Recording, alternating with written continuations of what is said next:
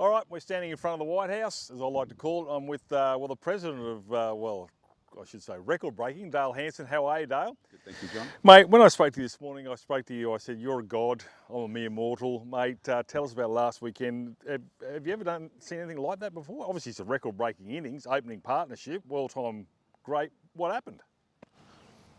It's hard to explain. I still have to pinch myself, I suppose. I just felt like I batted. Yeah. But obviously it was a bit more than that.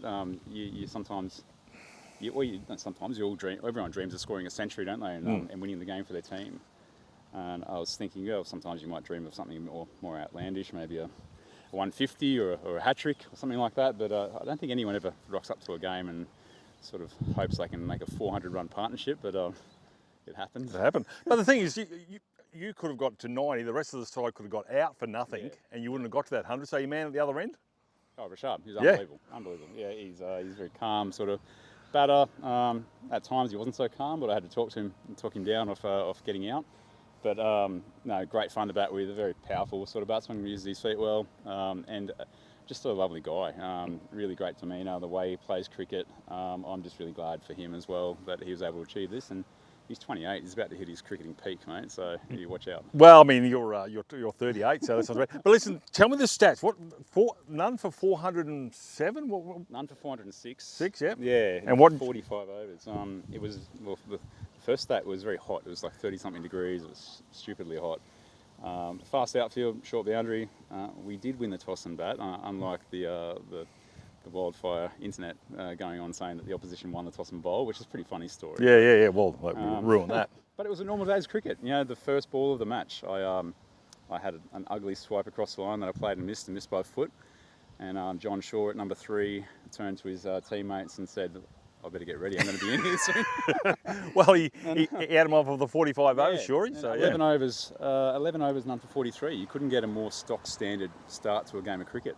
At 24 overs, there'd been a few delays, the heat. We kind of knew we weren't going to play 50 at that stage. Mm-hmm. But at 24 overs, we're none for 120. And no one's thinking, certainly not us, we're not thinking, let's get 400. Yeah. We were still getting into our innings, fighting those urges to go too hard too early. But it just all happened. There was various resets that I did through the innings to make sure I could get to that century. And I remember after I got there, we just didn't want to waste such a great start. I went to another one of those resets, John, and I said, okay, even if I just play out a maiden here, I know I'm on 120, but we'll catch up later. Righto. And so, I settled in to play that maiden out, and they brought on the part-time leg spinner to a short leg side boundary. He sent down 4 full toss and no ball head high balls that went. Got to try something, mate. Got to try something. It was a 38 run over, and that was the end of that reset. We kept going from there. All right. Well, listen, obviously, one of you got out there, maybe in a declaration. Maybe, I don't know what Shore is thinking. Yeah. So, I mean, it's hot. Why not? Get out of there. But obviously, with the heat, you obviously didn't like running. But at the other end, obviously, old mate's getting amongst the runs as well. Yeah. So he's got there as well. Where does that put us in the record standings for the Sea Eagles? It's all-time great for any partnership, any grade, anywhere, any whatever. So once we both made our century, we were none for 220. Definitely in our minds then we had what Liam Carter and Nana had missed a couple of weeks ago, getting the first wicket partnership record. We knew that 280 would do that. So 280 was definitely in our minds there to try and get that record. I thought the overall record was in the 300s, so we didn't sort of focus on that too much. And by that stage, I was just feeding Rashad the strike to see if he could get 200. Yep.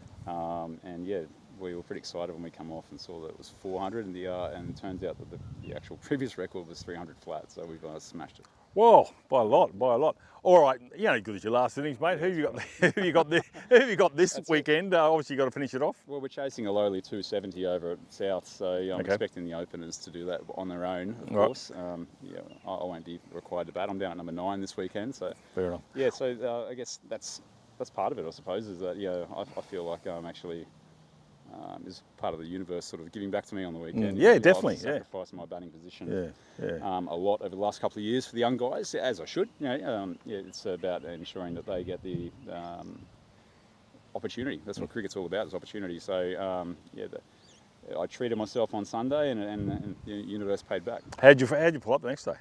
Good, really good. Yeah, it was fresh. Yeah, the day after I was a little sore. Yep. But I was probably sore on the day, limping around.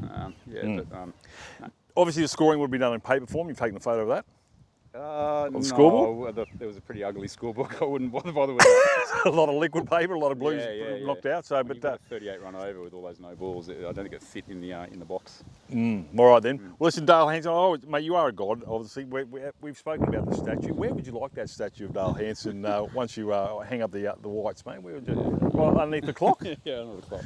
Mate, you're a testament. Talking that I should be getting a new contract with the Mongoose bat makers, because that's the bat I use and no one else tends to.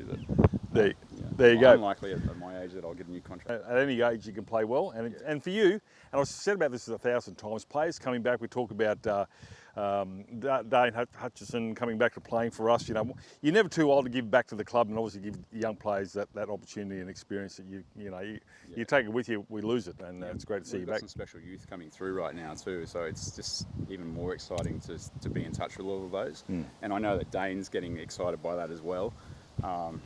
We're seeing on two levels the youth really excel. I'm loving what I'm seeing from guys like Preston Wells, Ben Marsden, obviously Liam Carter, Xander Thierry.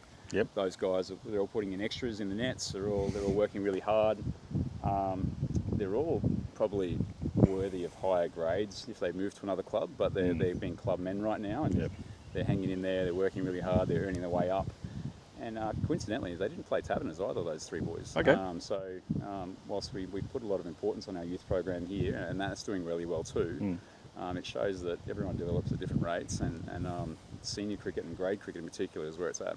We need to get the bowlers a chance, mate. It's obviously a batsman's paradise. We're getting a lot of runs, a lot of partnerships, a lot of high scores. The bowlers obviously not struggling, but not because of them, because of the conditions. Obviously, we make flat decks. It's the weather, it's just been really hot. Bring back the Jukes. 1 millimetre of rain in September. No, it really sorts out who's a good bowler right now. That's for sure. Dale Hansen, congratulations, mate. You're part of history. Thank you. Cheers. Cheers.